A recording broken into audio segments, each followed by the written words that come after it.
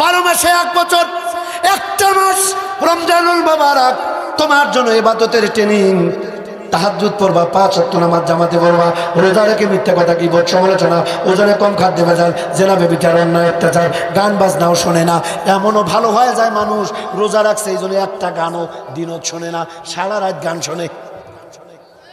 আল্লাহ পাক বলে বান্দারে, একটা মাস এই রমজান দিলাম তোমার জন্য ইবাদতের ট্রেনিং। 1 মাস ইবাদতের ট্রেনিং করবা, বাকি 11 মাস ট্রেনিং অনুযায়ী চাকরি করবা। ইয়্যাকা না'বুদু, আমার গোলামি করবা, আমার দাসত্ব করবা। তাহলেই যখনই মৌত হতে দেরি হবে, আমার জান্নাতে যেতে দেরি হবে না। চিৎকার করে কথা বলেন ঠিক কিনা? রমজানুল মুবারক ট্রেনিং এর মাস, ইবাদতের ট্রেনিং এর মাস। রমজান মাসে যে ট্রেনিং করব, বাকি 11 মাস যদি বেঁচে থাকি ওই